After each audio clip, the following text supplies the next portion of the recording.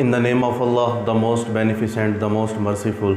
आज का जो हमारा लेक्चर है वो है फ्यूचर कंटिन्यूअस मीन फ़ेल मुस्तकबिल जारी।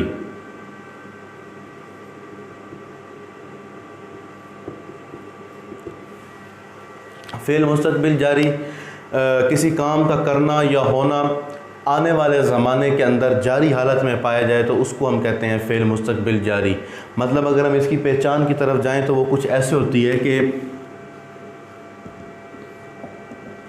सेंटेंस के आखिर पर रहा होगा,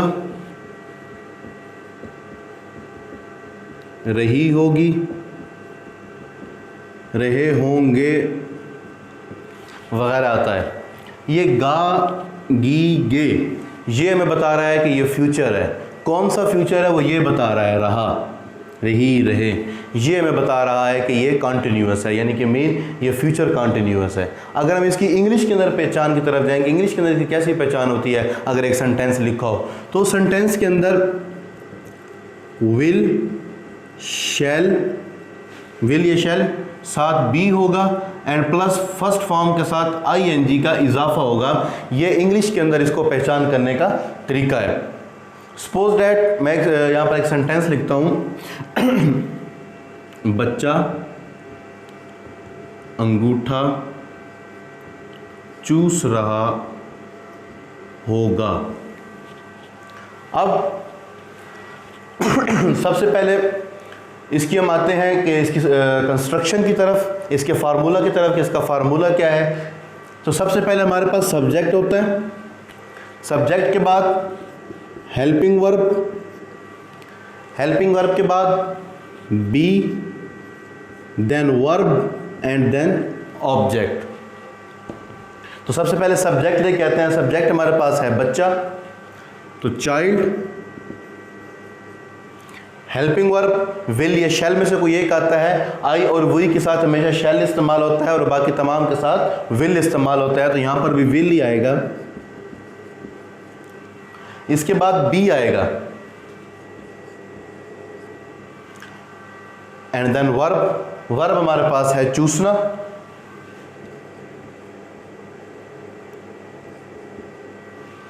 विल बी सक। अब चूंकि ये कंटिन्यूअस है तो इसके साथ आईएनजी का इजाफा होगा फर्स्ट फॉर्म के साथ।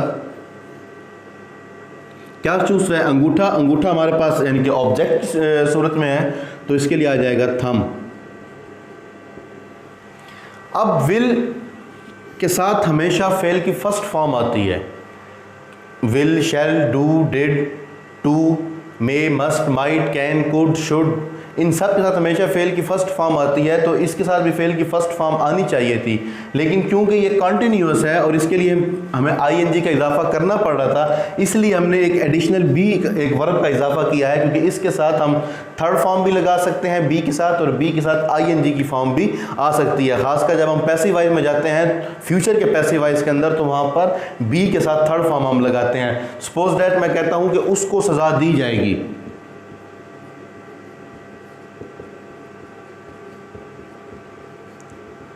अब ये पैसिव वॉइस का जुमला है, तो ही विल बी पनिश्ड। अब विल के साथ तो फर्स्ट फॉर्म आनी थी, लेकिन चूंकि पैसिव वॉइस का रूल है कि थर्ड फॉर्म ज़रूरी है, इसलिए हमने एडिशनल बी लगा के साथ थर्ड फॉर्म लगाई है। तो बी के साथ आप आईएनजी की फॉर्म भी लगा सकते हो, बी के साथ आप थर्ड फॉर्म भी लगा सकते हो।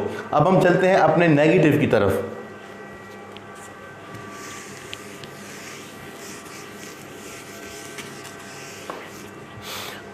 नेगेटिव के अंदर ये होता है कि सब्जेक्ट के बाद हेल्पिंग वर्ब होगा।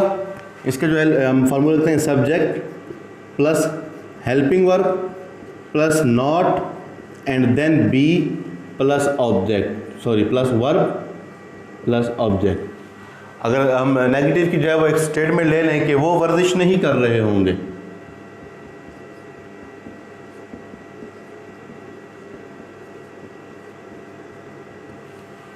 तो सब्जेक्ट हमारे पास है दे, हेल्पिंग वर्ब विल या शैल में से कोई एक आएगा, तो यहाँ पर विल आएगी कि आई और वी के साथ विल आता है, और आई और वी के साथ सॉरी शैल आता है, बाकी तमाम के साथ विल आएगा। Then not be. वर्ब हमारे पास है करना, एक्सरसाइज है करना, तो यहाँ पर टेकिंग होगा, एक्सरसाइज ऑब्जेक्ट। तो ये हमारे पास नेगेटिव का आ गया। सेम अगर इसी तरह हम इसका इंट्रोगेटिव की तरफ अगर हम इसकी इंट्रोगेटिव की प्रैक्टिस करें तो वो कुछ यूँ होगी कि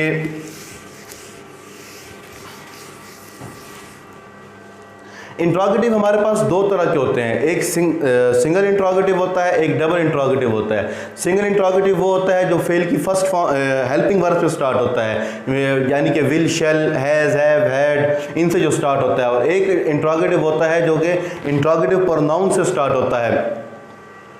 तो अगर मैं इसी सेंटेंस को लिख दूं कि क्या वो वर्जिश कर रहे होंगे, तो इसके लिए जो फार्मूला है कि हेल्पिंग वर्ब स्टार्ट में आ जाएगा, हेल्पिंग वर्ब के बाद हमारा सब्जेक्ट आ जाएगा, सब्जेक्ट के बाद हम इसके अंदर बी का इजाफा करेंगे, बी के बाद हमारा वर्ब आएगा, वर्ब के बाद ऑब्जेक्ट आ जाएगा। तो अगर इसकी प्रैक्टिस करें, क्या वो वर्जिश कर रहे होंगे, तो हेल्पिंग वर्ब स्टार्ट में आ जाएगा विल, सब्जेक्ट हमारे पास है वो जमा, इसके बाद बी का इजाफा होगा, वर्ब टेकिंग, ऑब्जेक्ट एक्सरसाइज। ये हमारे पास इसके इंट्रोगेटिव की प्रैक्टिस हो गई है। उसके बाद हम चलते हैं इसकी डबल इंट्रोगेटिव की तरफ। डबल इंट्रोगेटिव कौन से होते हैं, जो कि ये what, why, which, where, who, how, इनसे जो स्टार्ट होते हैं इनको इंट्रोगेटिव प्रोनाउन कहते हैं। मीन जो इंट्रोगेटिव प्रोनाउन से स्टार्ट होते हैं उनको हम डबल सवालिया भी कहते हैं। अगर इसी को मैं कर दूं कि वो कब से वर्जिश कर रहे होंगे,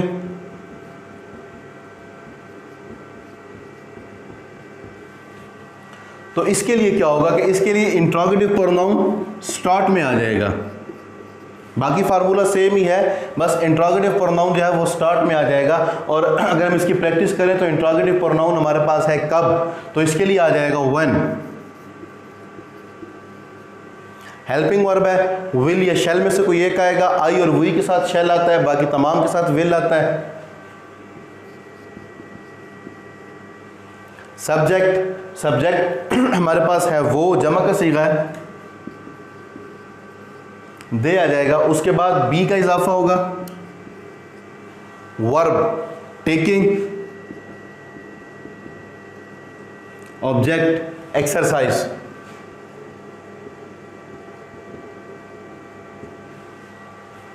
When will they be taking exercise, वो कब वर्जिश कर रहे होंगे। तो ये हमारे पास फ्यूचर कंटिन्यूअस का एक मुकम्मल हमारी प्रैक्टिस हो गई है कि सबसे पहले उर्दू के अंदर इसकी पहचान क्या होती है, रहा होगा, रही होगी, रहे होंगे। और इंग्लिश के अंदर हेल्पिंग वर्ब इसका will, shall, be and plus फेल की फर्स्ट फॉर्म के साथ आईएनजी का इजाफा होगा। जब हम नेगेटिव की तरफ जाएंगे तो विल के साथ विल या शैल के बाद नॉट लगाएंगे, फिर बी लगाएंगे। इंट्रोगेटिव के अंदर विल या शैल सेंटेंस फिक्र के शुरू में आ जाएगा, उसके बाद subject plus be plus verb and plus object होगा। जब हम डबल सवाले की तरफ जाएंगे, वही इंट्रोगेटिव प्रोनाउन की तरफ जाएंगे, तो इंट्रोगेटिव प्रोनाउन पहले आ जाएगा और बाकी जो सेंटेंस का स्ट्रक्चर है वो वैसा ही रहेगा। तो इसके अंदर अगर किसी किस्म की कोई कन्फ्यूजन हो तो आप कमेंट्स के अंदर पूछ सकते हैं।